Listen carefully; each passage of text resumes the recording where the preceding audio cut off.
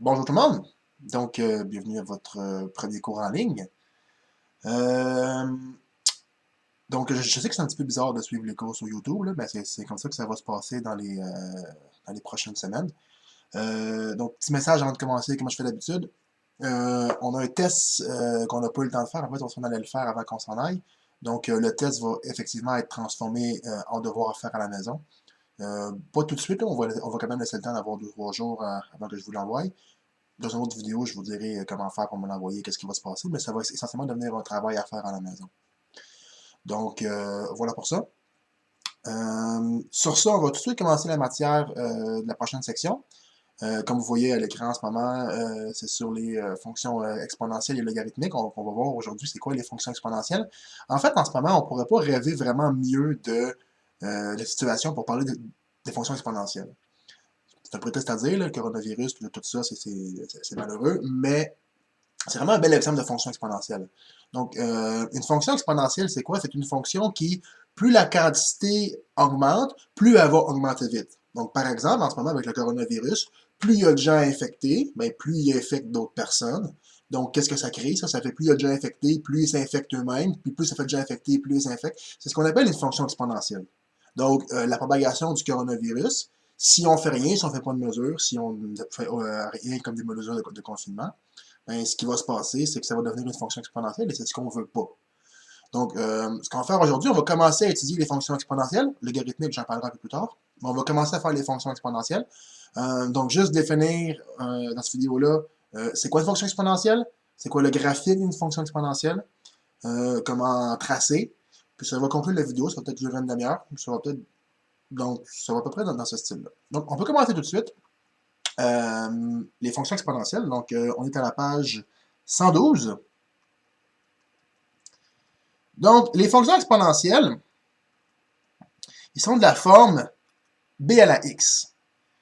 Donc, à l'instar des fonctions polynomiales, l'exposant ici, c'est x. Donc, ici, mon exposant, là, bon, c'est un peu du caca, on va commencer ça. Donc, l'exposant, c'est x ici. Contrairement aux fonctions, par exemple, polynomiales, donc ça, c'est une fonction polynomiale où là, c'est vraiment la base ici qui est la variable, tandis qu'ici, c'est vraiment l'exposant qui est la variable. Et c'est ça qui fait qu'on a une fonction exponentielle de plus la quantité augmente, plus ça va augmenter vite. On verra tantôt avec les graphiques qu'est-ce que ça peut faire. Donc, 2 critères pour avoir une fonction exponentielle. Il faut que b soit plus grand que 0. Puis il faut que b soit pas égal à 1.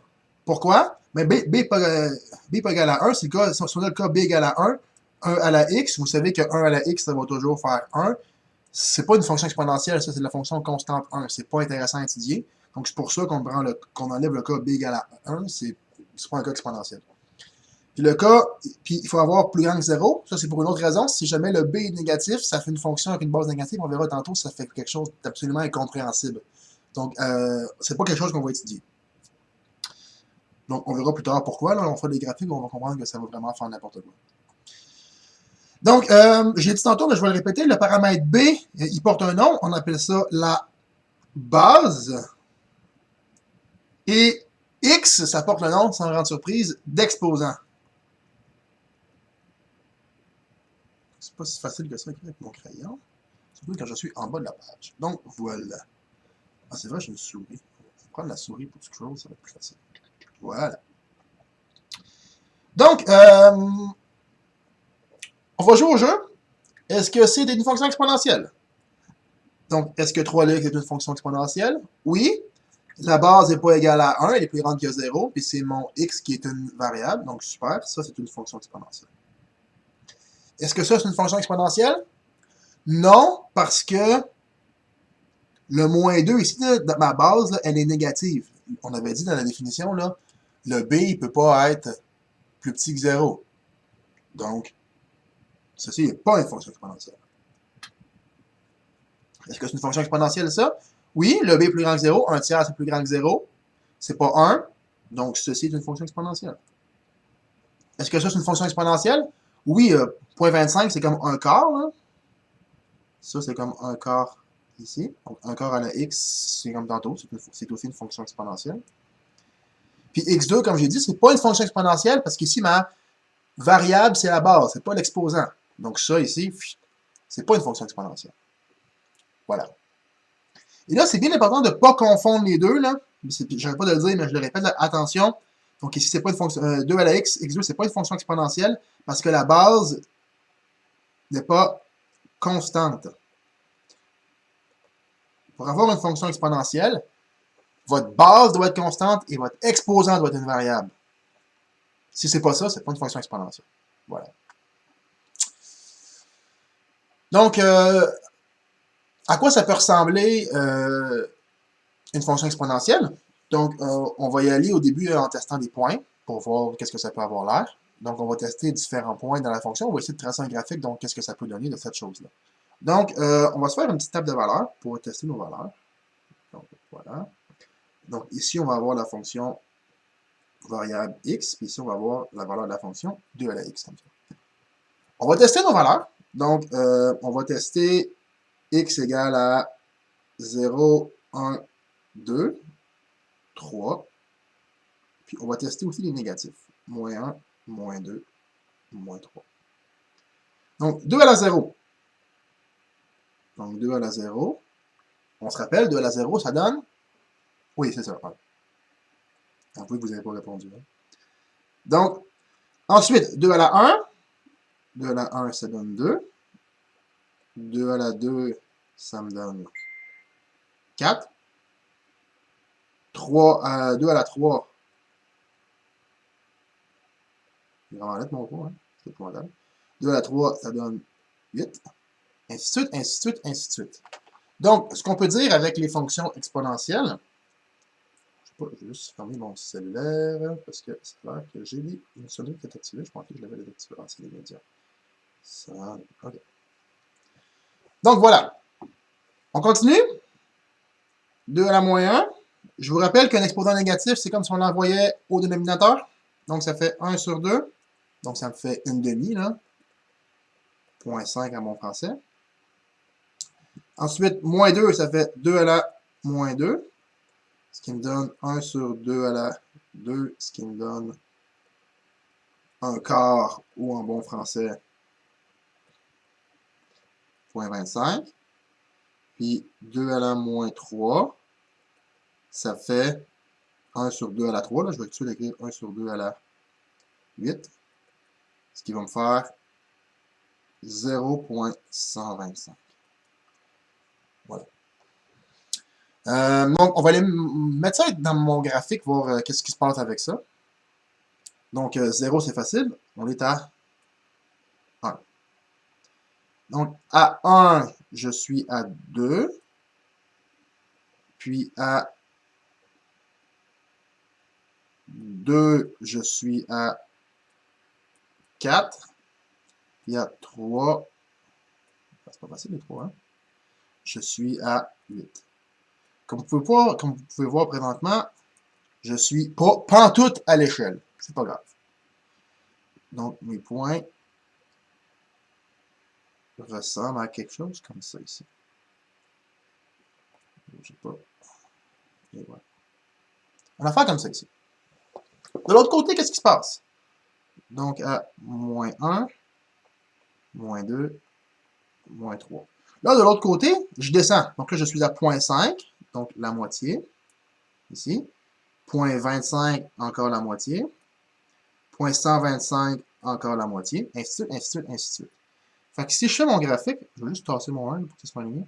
Ça fait une espèce d'affaire de même, là. D'abord, ça fait une espèce de truc qui monte comme ça. Puis après, ça descend comme ça ici. Donc, ça fait grosso modo une fonction qui ressemble à ça. Donc, tout de suite, on peut voir que ici, j'ai une croissance qui est vraiment écœurante. Là. Après, je suis à 8. Après, 2 à la 3, 2 à la 4, on va être rendu à 16. Puis après, 32. Puis après, 64. Puis après, 128. Puis là, on monte, on monte, on monte, on monte. Et ça va monter de même jusqu'à l'infini.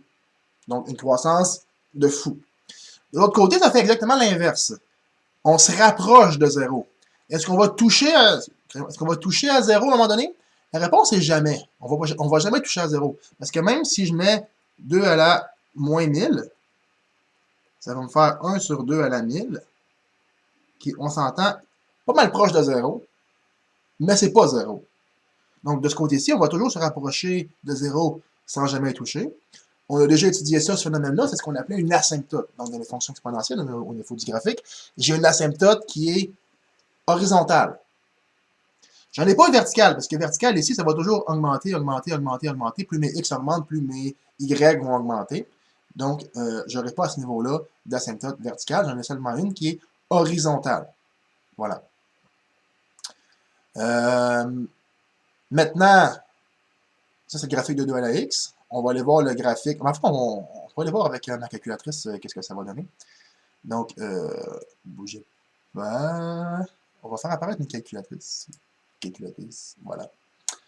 Ce qu'on va faire, on va aller dans la calculatrice, on va faire on, menu, on va faire graphique, puis on va aller tracer le graphique, voir ce que ça peut donner.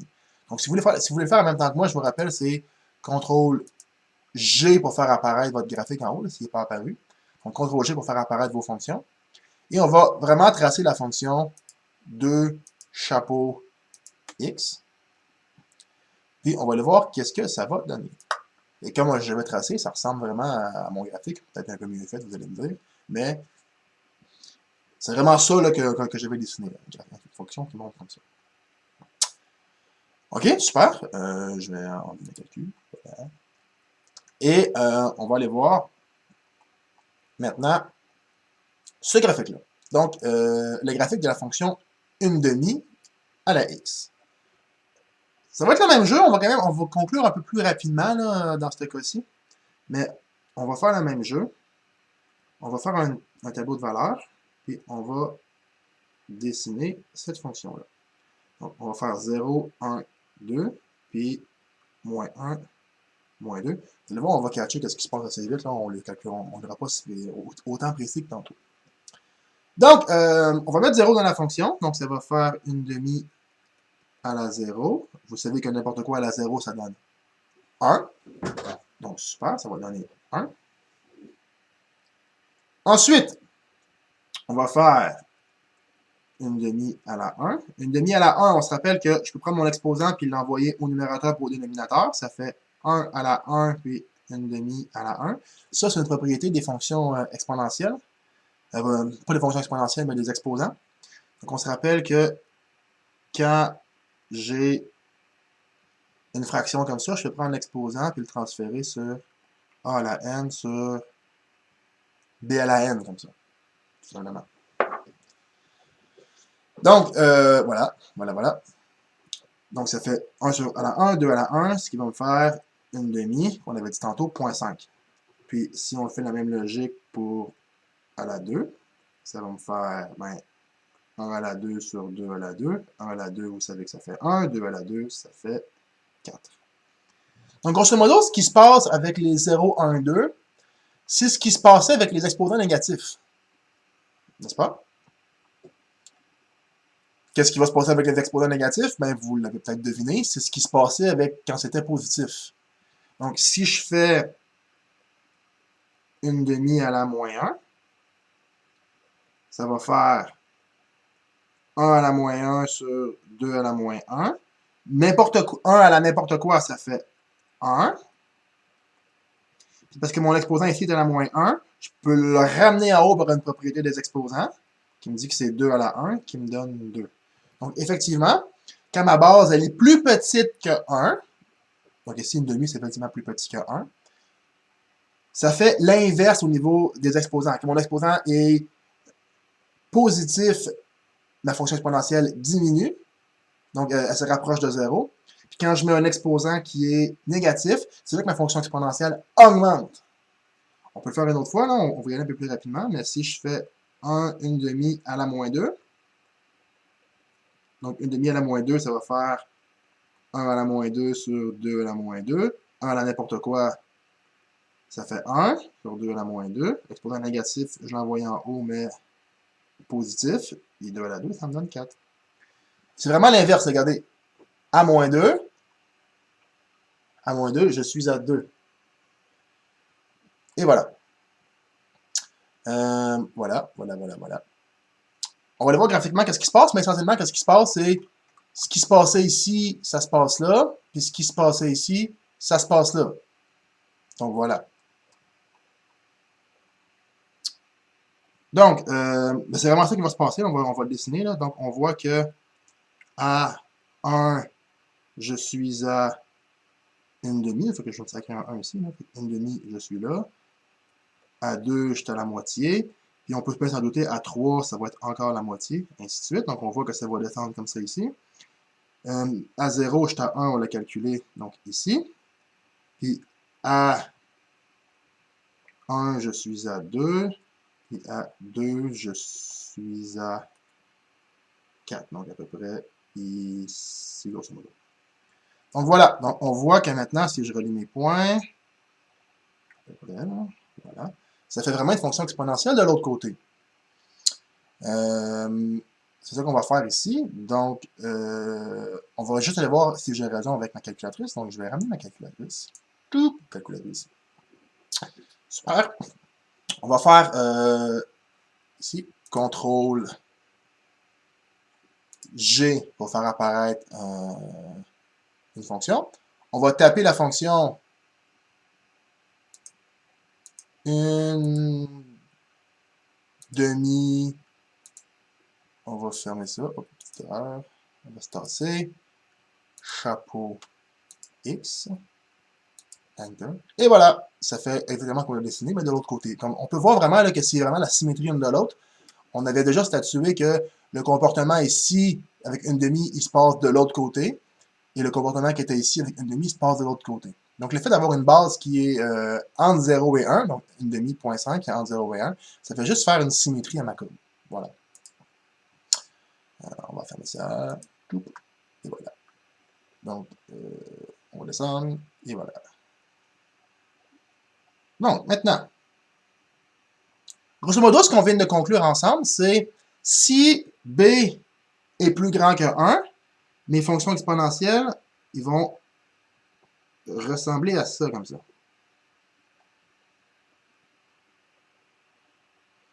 Puis si mon b est entre 0 et 1, mes fonctions exponentielles ici vont ressembler à ça.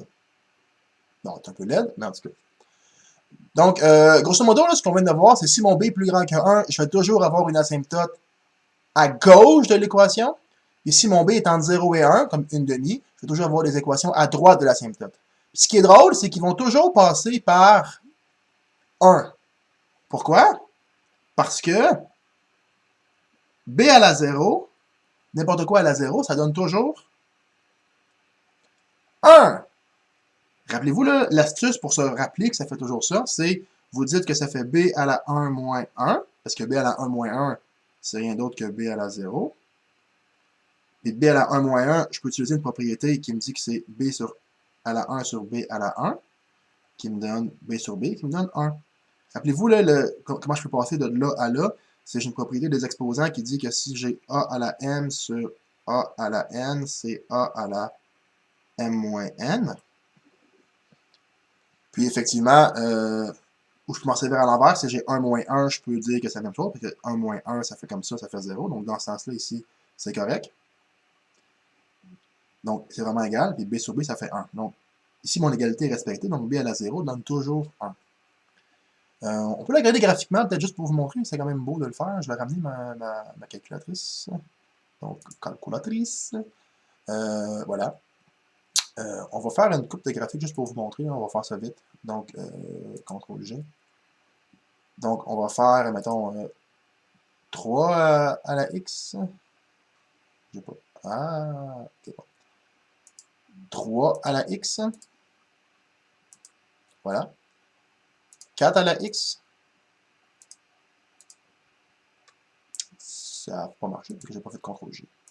CTRL-G. Puis 4, chapeau X. Et voici mon graphique. Et on voit, ils se croisent tous en 1. Hein. On peut même le faire pour de l'autre côté. Là. Par exemple, n'oublie pas ton CTRL-G. CTRL-G. On peut faire un tiers. Chapeau X. Donc là, on devrait être de l'autre côté, là, si on a bien écouté. Regardez, maintenant, on est rendu de l'autre côté. Mais encore une fois, on passe par 1, parce que B à la 0, ça fait toujours 1. On va faire une dernière juste pour la beauté de la chose. Là. Donc, CTRL-G.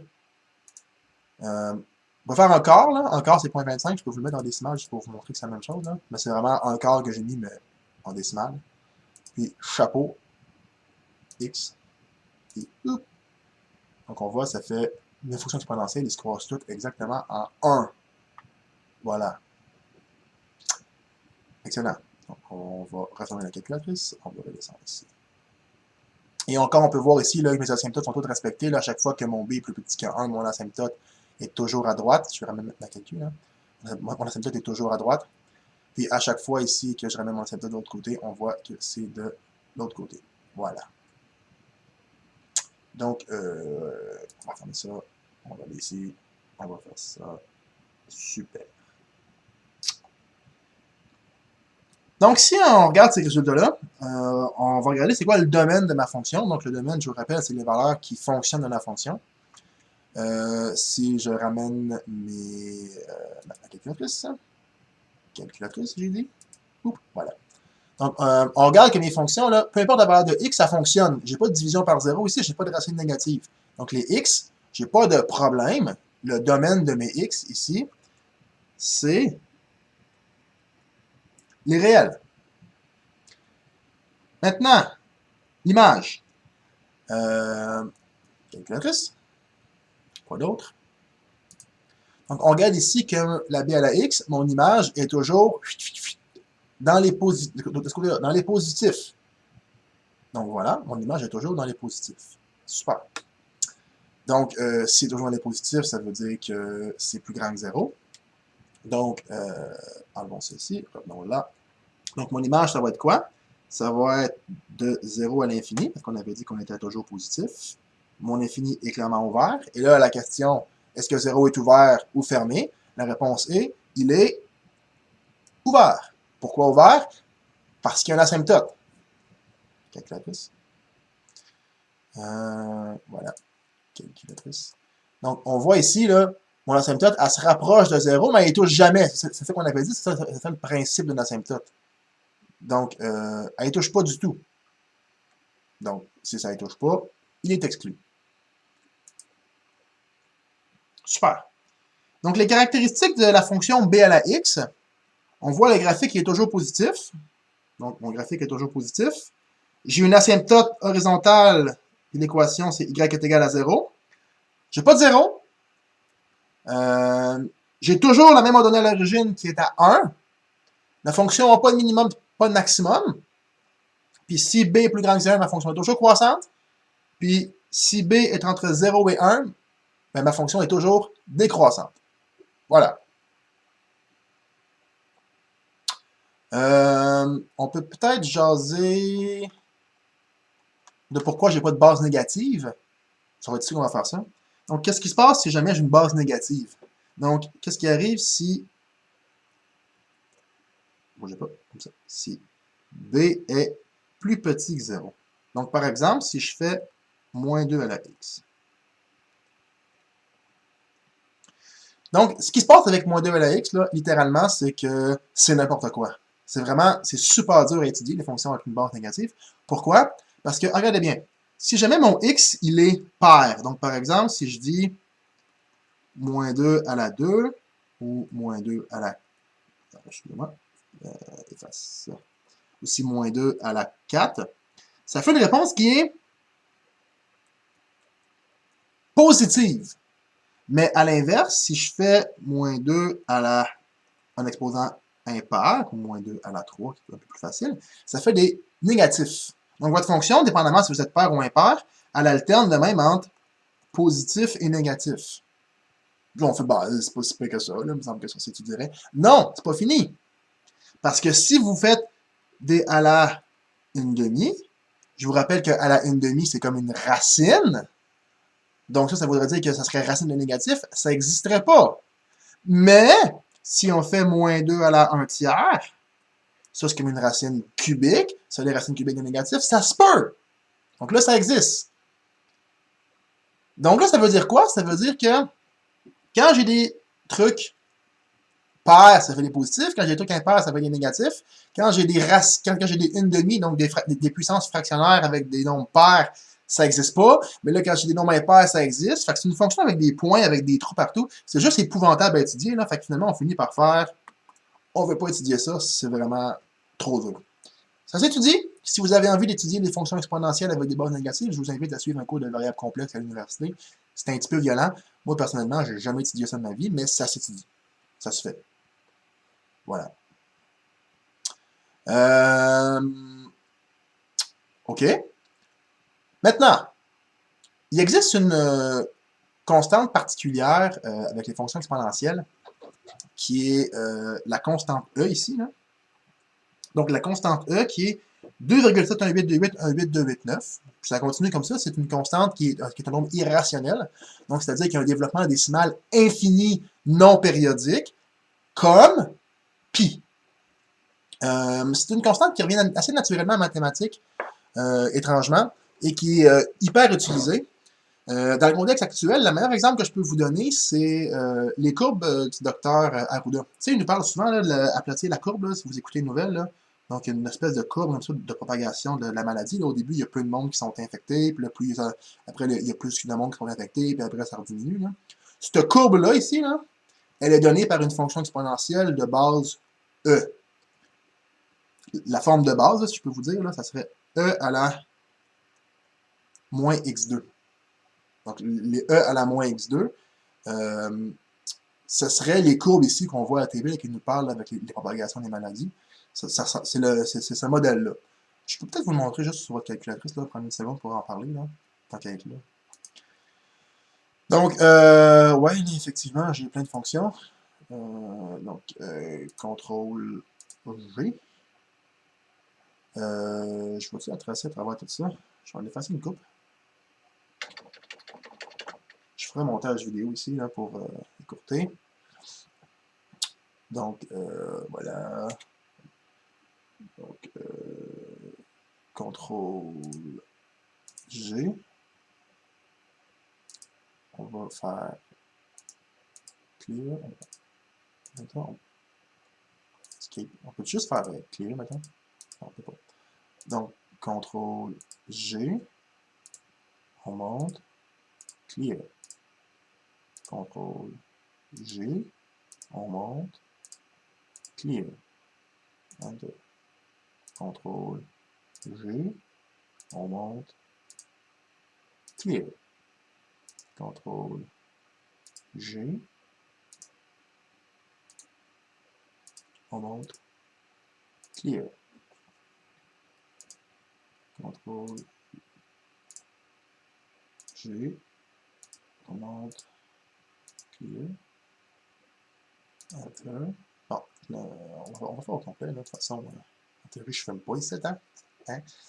Donc, CTRL G, on monte.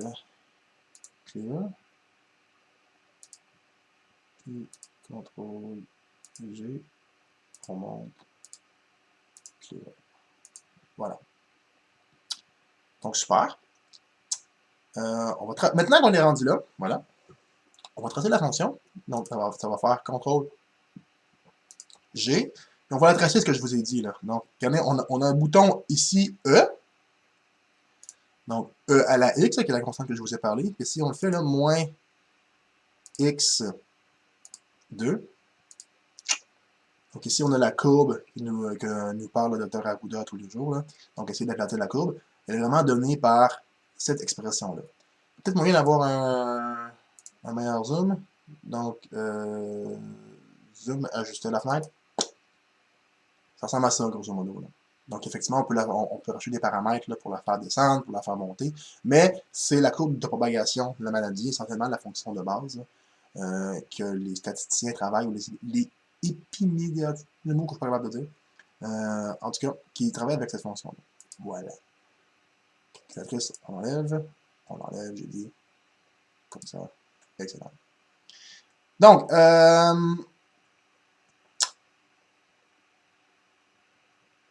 voilà, pour la fonction E à la moins x2. Maintenant, si on revient juste à la fonction de base, donc juste E à la x comme ça, là, comme vous venez de voir, c'est quelque chose qui est utilisé couramment en mathématiques, entre autres, vraiment beaucoup de nos jours.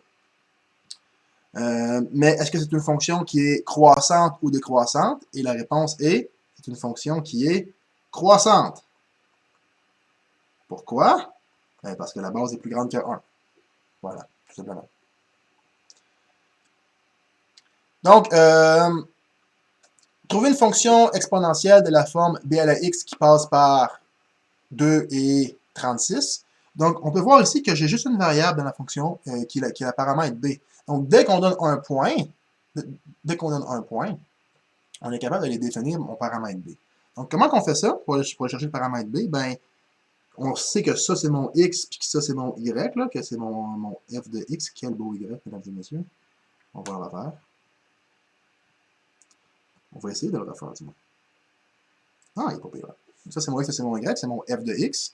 Donc, on fait juste remplacer le point 2,36 ici. Donc, ça fait 36. Et ça fait 2. Puis pour l'isoler, tout ce que j'ai à faire, c'est racine carrée. Donc, en faisant racine carrée, ici, ça va me donner b. Puis ici, racine de 36, ça fait plus ou moins 6. Donc, j'ai pas besoin d'aller prendre la partie négative du 6 parce que ça ferait une base négative, puis ça se peut pas. Donc, ça me fait juste, j'ai 6 égale à b. Donc, ma fonction exponentielle, c'est f de x égale à 6 à la x. Voilà. Donc, on va arrêter pour l'instant ici. Donc, je vais de la section 8.1. Je vais faire une autre section pour une autre vidéo pour la section 8.2 et ainsi de suite, et ainsi de suite, et ainsi de suite. Donc, la vidéo, vous pouvez le recommencer à l'infini, le réécouter, et ainsi de suite. Je vais mettre les notes remplies sur Internet. Donc, merci beaucoup et on se revoit dans une prochaine vidéo. Au revoir.